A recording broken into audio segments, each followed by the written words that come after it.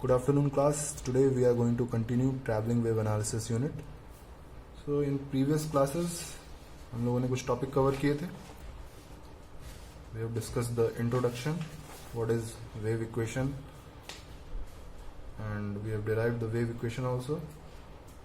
And we have seen that if there is a change in characteristic impedance of the line, then there will be a discontinuity.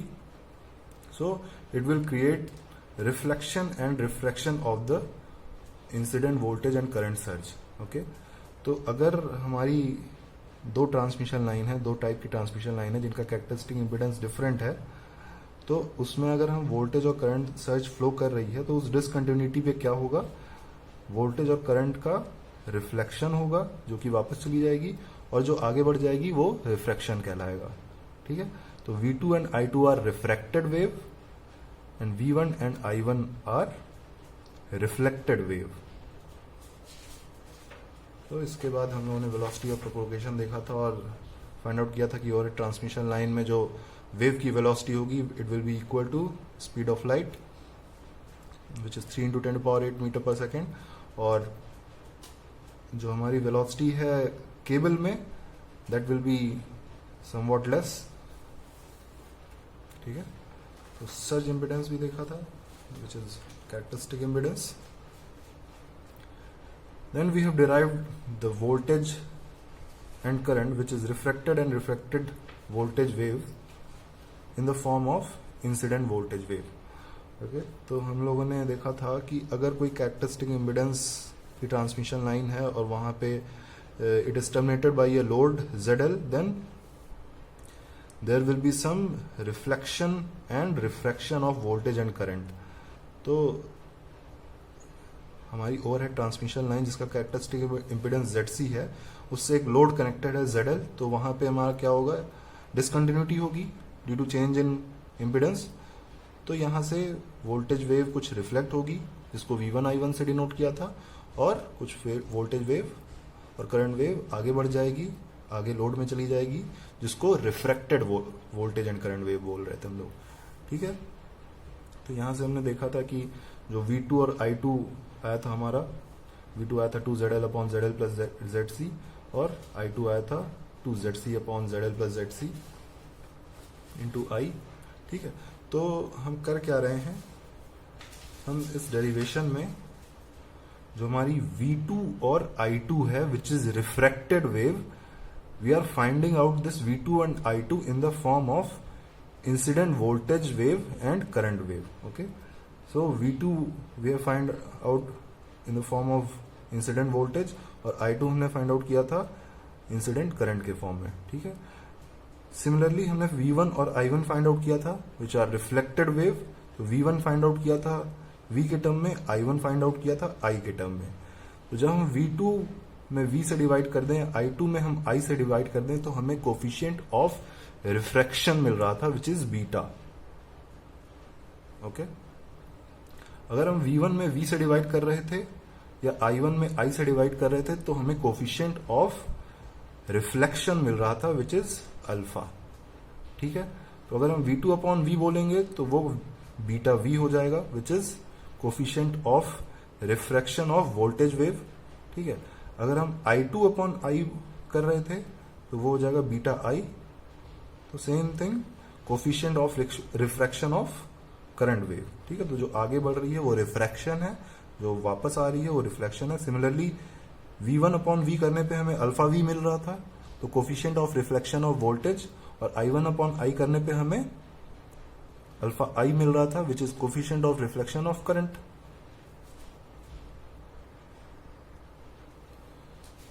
सो इतना करने के बाद हमने V2 find out किया, उसमें V से divide किया, बीटा V मिला, coefficient of reflection of voltage जो मैंने अभी आपको बताया. फिर इसके बाद हमने I2 फाइंड आउट किया था और उसमें I से डिवाइड किया था, तो coefficient of reflection of current मिल गया था. तो V2 and I2 were refracted voltage जो लोड में चली गई थी, आगे बढ़ गई थी, ZL में आ गई थी. ठीक है, और V1 and I1 are reflected wave जो वापस कैरेक्टरिस्टिक इम्पीडेंस ZC में वापस चली गई थी. ठीक है, तो उसको फाइंड आउट करने के लिए हमने V1 V2 को V प्लस V1 से रिप्लेस किया था.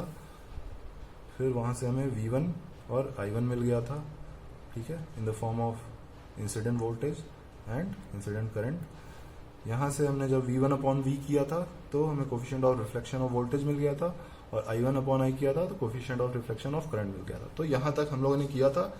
अब हम क्या करेंगे, हमारे पास डिफरेंट केसेस आ जाएंगे, we will have different topics, but everything is similar to the first case which is line terminated by impedance ZL। Okay, so next case is line terminated by infinite impedance. तो infinite impedance से अगर line terminate हो रही है, इसका मतलब क्या है, हम ZL की जगह इनफाइनाइट पुट कर देंगे। इनफाइनाइट इम्पिडेंस का मतलब क्या है? इनफाइनाइट इम्पिडेंस का मतलब है कि it is an open circuit case, यहां पे कोई लोड नहीं है, इनफाइनाइट इम्पिडेंस है, ओपन सर्किट है। तो उसको हम प्रीवियस केस में हमारे पास जो V2 और I2 आया था उसमें हम ZL की जगह क्या पुट कर देंगे, ZL की जगह हम इनफाइनाइट पुट कर देंगे। तो हमें क्या मिलेगा, V2 is equal to 2ZL upon ZL plus ZC, ZL common ले लेंगे, ZL ऊपर नीचे कैंसिल हो जाएगा, इनफाइनाइट पुट करेंगे तो ये 0 हो जाएगा और 2/1। तो रिफ्लेक्टेड वोल्टेज, तो हमारी जो ओपन सर्किट केस है यहाँ पे जो वोल्टेज है वो क्या होगा, ये ऑब्वियस है कि ओपन सर्किट है तो वोल्टेज इंक्रीज हो जाएगा। तो इंसिडेंट वेव V था और जो हमारा रिफ्लेक्टेड वोल्टेज वेव है V2 वो 2V हो गया। अब रिफ्लेक्टेड करंट क्या होगी, यहाँ ओपन सर्किट में करंट कितनी जाएगी, 0 जाएगी। तो हम रिफ्लेक्टेड करंट जब फाइंड आउट करेंगे उसमें ZL की वैल्यू जब इनफाइनाइट पुट करेंगे तो हमारे पास 0 आ जाएगा। तो हमें ओपन सर्किट केस से पता है कि जो आगे करंट जाएगी reflected current I2 that will be 0, beta I भी 0 हो जाएगा, यहाँ बीटा V भी 2 हो जाएगा। रिफ्लेक्टेड वोल्टेज वेव, जो वोल्टेज वेव रिफ्लेक्ट हो गई है उसकी वैल्यू क्या होगी, हम यहाँ ZL की वैल्यू इनफाइनाइट पुट करेंगे तो हमें V मिल जाएगा, ठीक है। तो V1 will be equal to V और अल्फा V जो हमारा होगा coefficient of reflection of voltage will be 1। Reflected current कितनी होगी, रिफ्लेक्टेड करंट भी I1 जब यहाँ पे ZL की वैल्यू इनफाइनाइट पुट करेंगे तो I1 will be equal to -I, ठीक है। So this was the second case which is line terminated by infinite impedance। हमने प्रीवियस जो डेरिवेशन किया था उसमें जो फॉर्मूले फाइंड आउट किए थे V2 I2 और V1 I1 के, उसमें केवल इनफाइनाइट पुट किया ZL की जगह। Similarly next case will be line terminated by zero impedance, ZL is equal to 0। So this will be a short circuit case।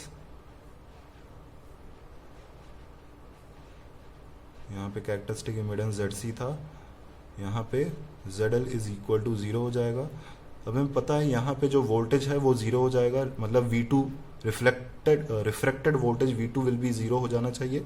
तो हम V2 का जो फॉर्मूला था रिफ्लेक्टेड वोल्टेज का, उसमें ZL की वैल्यू अगर 0 पुट करेंगे तो हमारे पास 0 आ जाएगा। शॉर्ट सर्किट में वोल्टेज 0 होगा और करंट बहुत ही हाई होगी।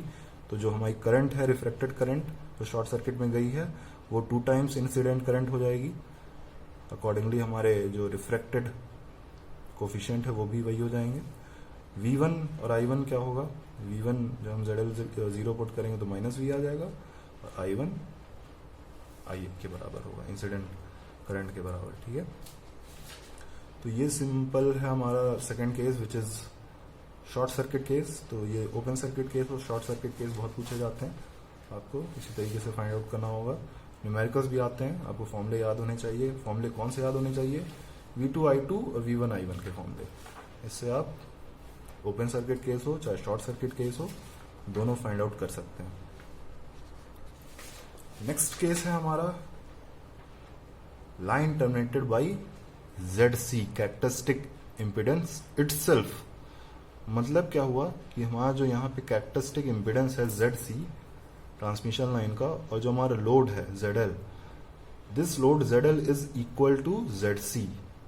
तो कहने का मतलब है कोई डिसकंटिन्यूटी हुई ही नहीं, क्योंकि यहाँ पे ट्रांसमिशन लाइन का इम्पीडेंस ZC है, यहाँ पे जो लोड है या चेंज इन इम्पीडेंस है कोई चेंज ही नहीं हुआ, सेम इम्पीडेंस है ZC। तो जितनी इंसिडेंट वोल्टेज और करंट वेव है सारी की सारी आगे बढ़ जाएगी, कोई भी रिफ्लेक्शन नहीं होगा, ठीक है। तो हमें V2 और I2 क्या मिल जाएगा, V2 मिल जाएगा V के बराबर, I2 मिल जाएगा I के बराबर, और जो हमारा रिफ्लेक्टेड V1 और I1 है वो 0 हो जाना चाहिए। तो ये हम यहाँ पुट करके देखेंगे। तो हमारा जो फर्स्ट केस था उसमें हम ZL की जगह ZC पुट कर देंगे, तो वहाँ V2 V के बराबर आ जाएगा, ठीक है। जो इंसिडेंट वेव V है वो पूरी की पूरी आगे चली जाएगी और कोफिशिएंट उसका 1 हो जाएगा। जो करंट है I2 वो भी पूरी की पूरी आगे सेम बढ़ जाएगी, ठीक है। तो जो रिफ्लेक्टेड करंट है वो भी I के बराबर आएगी, इंसिडेंट के बराबर। जो V1 और I1 है वो कोई भी रिफ्लेक्शन नहीं होगा, क्योंकि कोई चेंज नहीं हो रहा है इम्पिडेंस में यहाँ पे, ठीक है। तो V1 और I1 0 हो जाएंगे। तो हम अगर ZL की जगह ZC पुट करके देखेंगे तो V1 and I1 will become 0 and their corresponding coefficient will also be 0. So then there will be the next case, line terminated by pure inductor. तो इसमें हमें कुछ नहीं करना है, ZL की जगह हमें क्या करना है, एक इंडक्टर लगा हुआ है, एक प्योर इंडक्टर, ठीक है। तो उसकी वैल्यू क्या है, ओमेगा L, या कह सकते हैं लाप्लास के टर्म में अगर हम बात करें तो SL। तो यहां से जो V2 है ZL प्लस ZCV, इसका हम लाप्लास ट्रांसफॉर्मेशन लेंगे, ZL की जगह SL रख देंगे, इंडक्टर है हमारा प्योर इंडक्टर। तो 2SL upon ZC plus SL into VS का जब हम लाप्लास लेंगे तो V अपॉन S हो जाएगा, ये 2 यहाँ रह गया, SL अपॉन, यहाँ पे हमने रीअरेंज किया टर्म्स, ठीक है। तो S प्लस समथिंग हमने लिया, L कैंसिल कर दिया। अब इसका हम इनवर्स लाप्लास लेंगे तो 2V into S 1 upon S plus something का e to the power minus something into T, ठीक है। तो V2T is equal to 2V e to the power minus ZC upon L into T, या V2 of T is equal to 2V into e to the power minus T upon this will be tau, time constant of the inductor, ठीक है, जिसकी value L upon ZC है। तो इस equation में अगर हम t is equal to 0 put करें तो हमें 2V मिलेगा। तो initially at t is equal to 0 voltage will be maximum across the inductor, ठीक है। t is equal to tau पे हमारा कुछ 0.73 समथिंग होगा, और t is equal to infinite पे ऑलमोस्ट 0 हो जाएगा। तो इस इंडक्टर का बिहेवियर सर्ज के लिए उसी तरीके से जैसे स्टेप इनपुट के लिए होता है, जैसे डीसी के लिए होता है इंडक्टर का बिहेवियर। स्टार्टिंग में वो ओपन सर्किट की तरह बिहेव करता है, इसके क्रॉस वोल्टेज बहुत हाई होता है, और जैसे ही टाइम कांस्टेंट हमारा पास हो जाता है, after some time the voltage across the inductor will be 0, okay. So this was the case for line terminated by pure inductor. I2T भी हम निकाल सकते हैं, ठीक है। इस पे न्यूमेरिकल बहुत पूछा जाता है, जिसमें V2T और I2T पूछा जाता है हमारा। नेक्स्ट केस होगा line terminated bye pure capacitor.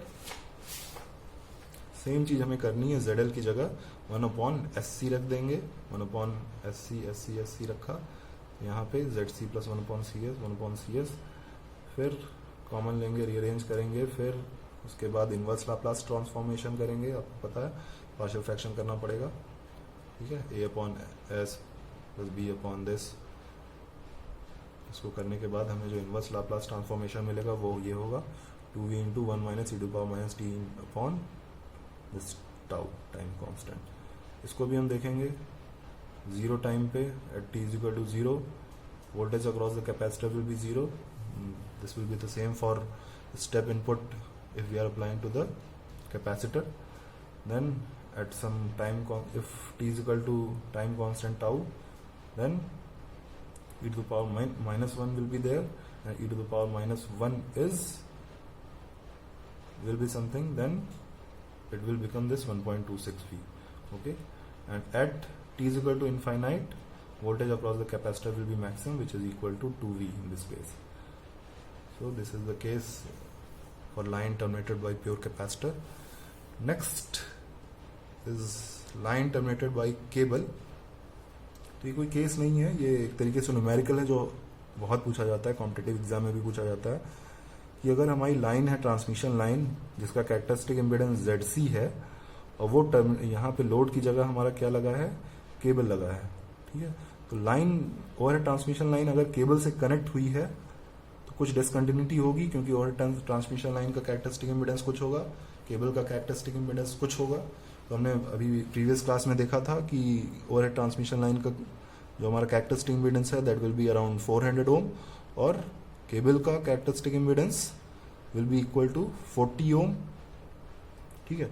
तो ऑब्वियस है कि जो केबल का कैरेक्टरिस्टिक इम्पीडेंस होगा वो ओवरहेड ट्रांसमिशन लाइन के कैरेक्टरिस्टिक इम्पीडेंस से कम होगा।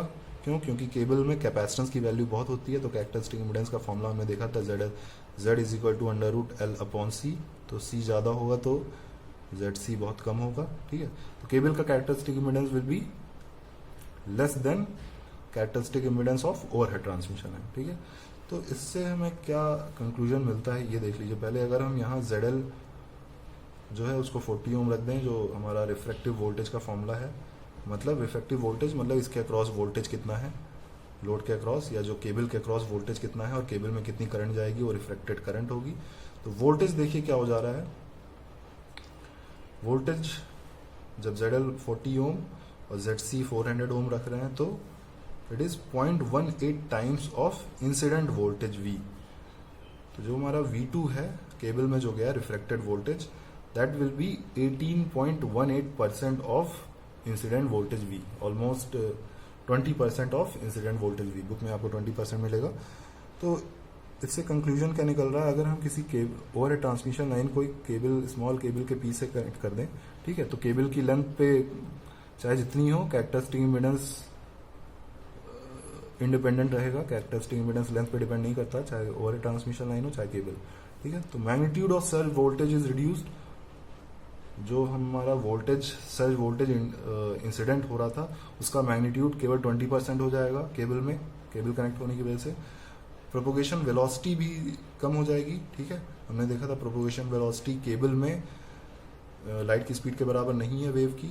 ओवरहेड ट्रांसमिशन लाइन में तो it is equal to velocity of light, but in cable it is equal to speed of light upon under root epsilon r, relative permittivity of the cable. Okay. तो ये previous class में हमने देखा था। Steepness of wave front is also reduced. अगर spike है या बहुत ज़्यादा स्टीपनेस है वोल्टेज वेव में तो वो भी 18.18% टाइम्स कम हो जाएगी, मतलब 20% केवल रह जाएगी। तो बहुत पीक वोल्टेज भी 20% ही रह जाएगा। तो इससे फ़ायदा क्या होता है, इसका एडवांटेज हम कहाँ लेते हैं, जब ओवरहेड ट्रांसमिशन लाइन को किसी भी ट्रांसफार्मर से कनेक्ट करते हैं तो ट्रांसफार्मर में जब वो एंटर करती है कि ओवरहेड ट्रांसमिशन लाइन डायरेक्ट नहीं कनेक्ट करते हैं ट्रांसफार्मर के प्राइमरी सेगमेंट से, उसको हम केबल के पीसेस के थ्रू कनेक्ट करते हैं। तो बीच में केबल का पीस लगा देते हैं। ठीक है। 3 फेजेस हैं तो तीनों फेज में केबल का पीस लगा देंगे। ठीक है। 1 या 2 मीटर की लेंथ की केबल लगा देते हैं, जिससे होता क्या है, ट्रांसफार्मर का वोल्टेज सर्ज से प्रोटेक्शन हो जाता है, क्योंकि केबल जो है हमारा वोल्टेज मैग्नीट्यूड को 20% कम कर दे रहा है। ठीक है। तो हम वोल्टेज सर्ज की बात कर रहे हैं, मतलब बहुत हाई वोल्टेज की बात कर रहे हैं। तो hence transformer is connected to overhead transmission line through a piece of cable. ये क्वेश्चन बहुत बनता है, why a transformer is connected to overhead transmission line through a piece of cable. क्यों? क्योंकि केबल का कैपेसिटेंस ज़्यादा है, जिससे उसका कैरेक्टरिस्टिक इम्पीडेंस कम है, और वो वोल्टेज वेव फॉर्म को, वोल्टेज सर्ज को 20% कम कर देती है, 20% कर देती है। ठीक है। अगर 100 kV वोल्ट आ रहा है तो उसका यहाँ पे केबल में क्या रह जाएगा, 20 kV रह जाएगा। नेक्स्ट केस है बाइफर्केटेड और टी जंक्शन और पैरेलल लाइन। बहुत सिंपल है, सिमिलर है जो हमने सबसे पहले केस किया था। उसमें एक कैरेक्टरिस्टिक इम्पीडेंस का ओवरहेड ट्रांसमिशन लाइन था जो कि दूसरे कैरेक्टरिस्टिक इम्पीडेंस के ओवरहेड ट्रांसमिशन लाइन से टर्मिनेट हो रहा था, कनेक्टेड था। ठीक है। ZC था, इधर ZL था। अभी क्या है कि ये 2 पैरेलल लाइन से कनेक्टेड है, एक ट्रांसमिशन लाइन, तो यहाँ पे टी जंक्शन है। ठीक है। बाइफर्केशन ऑफ लाइन है। तो जो ट्रांसमिशन लाइन थी उसका कैरेक्टरिस्टिक इम्पीडेंस Z1 मान लेते हैं, और जो 2 पैरेलल में डिवाइड हुई है उसको हम Z2 और Z3 मान लेते हैं। तो इंसिडेंट वोल्टेज और करंट V और I हो गई। यहाँ से जो डिसकंटिन्यूटी है वहां से जो रिफ्लेक्शन होगा वोल्टेज और करंट का वो V1 और I1 हो गया। जो आगे वोल्टेज वेव और करंट वेव बढ़ जाएगी वो क्या होगी, refracted voltage and current wave. तो रिफ्रेक्टेड वोल्टेज वेव तो V2 होगी जो दोनों पैरेलल लाइन के लिए सेम रहेगी। करंट डिफरेंट हो जाएगी जो दोनों पैरेलल लाइन में अलग अलग होगी। इसमें मान लीजिए रिफ्रेक्टेड करंट I2 है, इसमें मान लीजिए रिफ्रेक्टेड करंट I3 है। तो सिमिलरली जो प्रीवियस केस में हमने देखा था कि incident wave is equal to refracted wave plus reflected wave, same thing यहां पे भी है। इंसिडेंट वेव V या जो करंट की बात अगर हम कर रहे हैं तो I plus I will be equal to this I1 plus I2 plus I3। तो यहाँ हमने पहले भी बात की थी कि I1 जो है वो माइनस साइन के साथ हम लेके चल रहे हैं, ये देखिए माइनस साइन के साथ। तो जब हम यहाँ पुट करेंगे तो कंडीशन सेटिस्फाई होगी। Incident wave is equal to reflected wave plus reflected wave. यहाँ से सेम चीज वोल्टेज के लिए भी है कि V2 is equal to incident wave V plus V1। ठीक है, तो ये चीज हम बात कर चुके हैं सबसे पहले केस में। सो दिस करंट I, यहां से जो करंट I जा रही है that will be equal to voltage, incident voltage upon Z1, और जो I1 वापस रिफ्लेक्ट होके आ रही है माइनस साइन के साथ लेंगे क्योंकि नेगेटिव डायरेक्शन में है, that will be equal to minus V1 upon Z1। यहां से जो I2 करंट जा रही है वो V2 अपॉन Z2 हो जाएगी, जो I3 करंट जा रही है वो V2 अपॉन Z3 हो जाएगी। ठीक है, V2 upon Z2 is I2, V2 upon Z3 is I3. So now we will put the value of I2, I3, I and I1, ठीक है, in this equation। तो I2 की जगह हमने V2 upon Z2 रखा, I3 की जगह V2 upon Z3 रखा, I की जगह V1 upon Z1 minus I1 की जगह V upon Z1। ठीक है, विद माइनस साइन।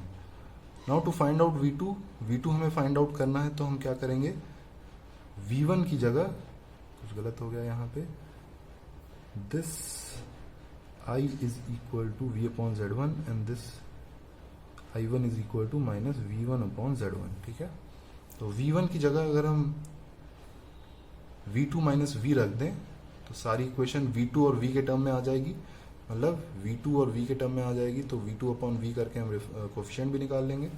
ठीक है, तो यहाँ पे हम पुट करते हैं V2 माइनस V V1 की जगह और रीअरेंज करेंगे टर्म्स को। तो V2 is equal to 2V upon Z1 upon 1 plus upon Z1 plus 1 upon Z2 plus 1 upon Z3 आ जाएगा। फिर इसको एलसीएम लेके ऊपर नीचे करेंगे तो V2 is equal to 2V into Z2 upon Z3 upon Z1 Z2 plus Z2 Z3 plus Z3 Z1 आ जाएगा। 2V into Z1 Z3 upon summation of Z1 Z2। तो इसको हम शॉर्ट में समीशन ऑफ Z1 Z2 लिख सकते हैं। यहाँ से coefficient of refraction of voltage, मतलब इस साइड का रिफ्रैक्शन वाली साइड का, तो वो बीटा होगा। Beta V will be equal to V2 upon V, वो सेम चीज आ जाएगी, यहाँ बस V नहीं रहेगा। सिमिलरली हम I2 फाइंड आउट कर लेंगे। I2 क्या करना है, V2 अपॉन Z2 कर देना है, हमें V2 पता है, उसमें हम Z2 से डिवाइड करेंगे तो Z2 तो कैंसिल हो जाएगा। Z1 और Z1 से ऊपर नीचे मल्टीप्लाई करेंगे तो V अपॉन Z1 हमारा I हो जाएगा। ठीक है, तो I2 आ गया I के टर्म में, सिमिलरली I3 आ जाएगा I के टर्म में। V2 अपॉन Z3 करने से I3, यहाँ से V2 अपॉन Z3 करके हम I3 फाइंड आउट कर लेंगे in terms of incident current. यहाँ से बीटा I2 और बीटा I3 हो जाएंगे। तो हमारे पास दो coefficient of refraction of current हो जाएंगे क्योंकि हमारे पास दो करंट है I2 और I3 के। ठीक है, तो first one will be I2 upon I, second one will be I1 upon I। Now to find out V1, replace V2 is equal to V plus V1।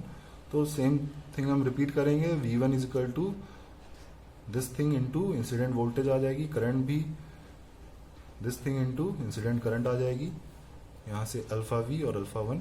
यहाँ से हमें जो रिफ्लेक्टेड वोल्टेज और करंट वेव है वो केवल एक ही होगी, V1 और I1। ठीक है, यहाँ जो रिफ्लेक्टेड करंट थी वो दो थी, बस दो पैरेलल लाइन की वजह से वोल्टेज सेम था, तो रिफ्लेक्टेड वोल्टेज भी सिंगल ही था। ठीक है, दोनों में सेम था। तो this was the case for bifurcated line, इस पर न्यूमेरिकल भी पूछे जाते हैं। तो आपको ये केस भी पता होना चाहिए, ठीक है। Now let's see the successive reflection और बेवले लैटिस डायग्राम। इसमें भी कुछ नहीं है, ओवरहेड ट्रांसमिशन लाइन का सक्सेसिव जो हमारा वोल्टेज और करंट वेव है उसका सक्सेसिव रिफ्लेक्शन एंड रिफ्रैक्शन हो रहा है। क्यों हो रहा है? क्योंकि कोई एक ओवरहेड ट्रांसमिशन लाइन है जो कि दूसरे मान लीजिए केबल से कनेक्ट है, फिर अगेन किसी तीसरे ओवरहेड ट्रांसमिशन लाइन से कनेक्ट है। तो पहले का Z1 है, दूसरे का Z2 है, फिर तीसरे का Z3 है, ठीक है। तो मतलब दो डिसकंटिन्यूटी है जिसकी वजह से यहाँ पे बार बार रिफ्लेक्शन और रिफ्रैक्शन होगा, इस पॉइंट पे भी बार बार रिफ्लेक्शन और रिफ्रैक्शन होगा।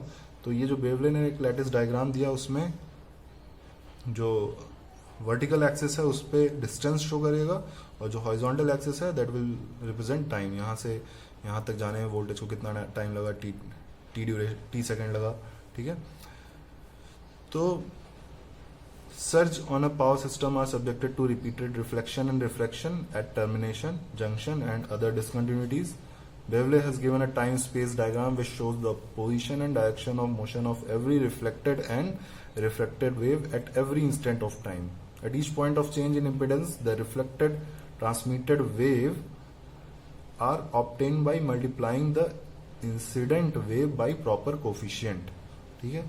तो v जब आगे बढ़ जाएगी तो हम उसमें कोफिशिएंट ऑफ रिफ्रैक्शन से मल्टीप्लाई कर देंगे तो हमें v2 मिल जाएगा, ठीक है। फिर यहाँ से ये रिफ्लेक्ट हुई तो कोफिशिएंट और रिफ्लेक्शन से मल्टीप्लाई करना पड़ेगा। यहाँ का मान लीजिए अल्फा था तो यहाँ का अल्फा डैश था तो हमने अल्फा डैश से मल्टीप्लाई किया। फिर ये आगे बढ़ी, यहाँ पे इसका कुछ रिफ्रैक्शन हो गया जो आगे बढ़ गई, और जो रिफ्लेक्ट हो गई तो जो आगे बढ़ गई उसको हम बीटा डैश से मल्टीप्लाई करेंगे, जो इधर बढ़ गई उसको फिर से अल्फा से मल्टीप्लाई करेंगे, ठीक है, कोफिशिएंट और रिफ्लेक्शन से। फिर इस पॉइंट पे कुछ वेव आगे बढ़ गई रिफ्लेक्टेड वेव, और जो रिफ्लेक्ट हो गई वो, तो यहाँ पे हम जो रिफ्लेक्ट होने के लिए अल्फा डैश से फिर से मल्टीप्लाई करेंगे। तो सक्सेसिव रिफ्लेक्शन एंड रिफ्रैक्शन हो रहा है at each discontinuity. This is the Bewley lattice diagram. So from the diagram, the previous history of any wave can be traced easily. The total potential at any time, at any point, is the superposition of all the wave arrive at that point. ठीक है। तो हम previous history trace कर सकते हैं किसी भी, अगर हमें ये वेव फॉर्म की वैल्यू पता है तो हम उसमें कोफिशिएंट ऑफ रिफ्लेक्शन और रिफ्रैक्शन से डिवाइड करके इंसिडेंट वेव भी पता कर सकते हैं। किसी भी टाइम और किसी भी पोजीशन पे उस वेव की फॉर्म की वैल्यू फाइंड आउट कर सकते हैं, ठीक है। तो this was the Bewley lattice diagram.